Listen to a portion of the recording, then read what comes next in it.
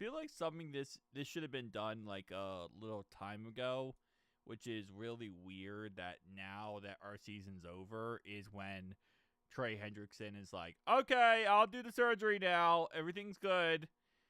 Because, yeah, this is interesting. Bengal Trey Hendrickson is set to undergo core muscle surgery this week that is expected to sideline him approximately 6 weeks per sources.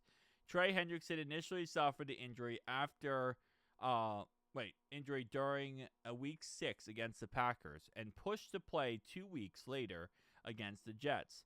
This injury has not improved with advised rest and team rehab, and now will need to be addressed. Again, I feel like this is definitely something that could have gotten done during the Packers week. So if he would have had the surgery, right, during the Packers week, which week was that? Hold up. Let me pull up the schedule real fast. So that was week 7? So Packers week was 1, 2, 3, 4, 5, 6. Okay. He could have had the surgery week 6, or maybe in week 7, and been back by week 13 or week 14. Now, obviously, again, it says that he was advised not to have the surgery and to just rehab and sit by, and, let it rest himself. But I do feel there is a situation where it's like he kind of realized by that week, with Packers week, once we lost the Packers game, that, hey, our season's kind of going belly up. Then he came back versus the Jets. He played a half. Josh Simpson ended up doing a dirty shot on him. I don't know. Again, at the end of the day, it is what it is. Now our season's over. It doesn't really matter. He just getting his surgery for whoever is going to give him a contract next, which I don't think is going to be us at this point, given the circumstances. But I guess, good for him to get the surgery, but I don't know. It's just like there's always situations I feel like you could look back and say, like, should this have been done a different way? Should it not been done a different way? But I mean, what else is he gonna do? They told him to rest and give it some time, and that obviously was not the realistic best scenario to do. If he didn't come back and play for the Jets game and he didn't play for that half, maybe the surgery wasn't necessary, but maybe him coming back and trying to play and then having the cheap shot by the Jets right guard, Josh Simpson, was definitely not helpful. But it's just frustrating, man. This whole Trey Hendrickson situation has been so freaking utterly frustrating. One thing I will say, though, is, 2 things, okay? One, whenever a player has surgery, right, no matter what surgery it is, no matter who the player is, there's always a chance they won't come back the same, right? That's just kind of how it is and how it's always going to be,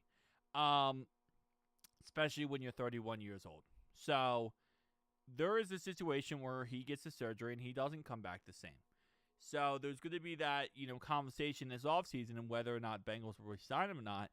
And I don't think they're going to. And I don't think they're going to franchise tag him. What I think they're going to do with Trey is I think they're going to let him hit free agency. And they're going to probably offer him something. But it's going to be a lot less than, that $36 million in the end franchise tag. It's just, it is what it is, The Bengals front office, I said it before and I'll say it again, they were really hell-bent this offseason on saying, we'll give you a 1-year guarantee. We'll give you a 3-year contract for over $100-some-odd million, but we're only going to guarantee 1 year.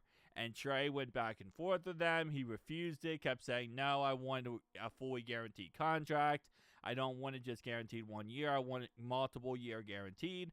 And the Bengals put their foot in the ground and said, no, we're not going to give you more than 1 year guaranteed. And I know a lot of people were upset with the front office saying, dude, why don't you just fully guarantee his contract?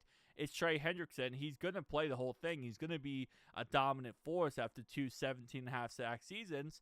Well, now the front office looks a little smart, don't they? They really do.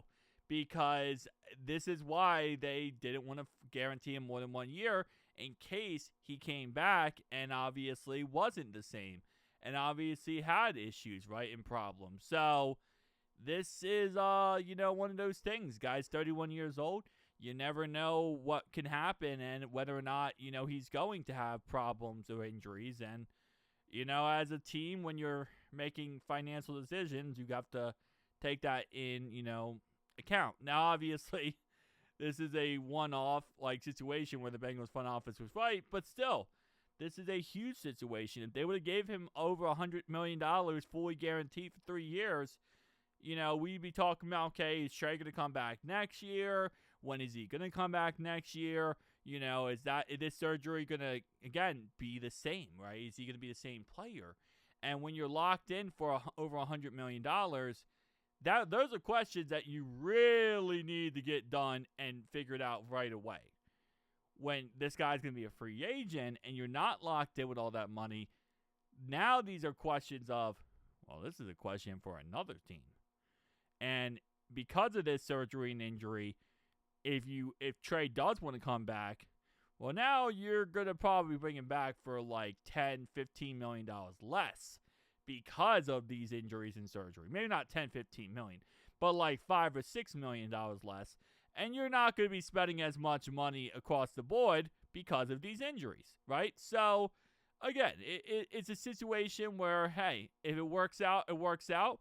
If not, and he had the crazy, amazing season that he could have had, we would be having a different conversation, right? And that's just kind of how it is. But in this situation, the front office won, the situation, unfortunately, due to the injuries. So, it is what it is. Tell me down below your thoughts, opinions. See you guys next one.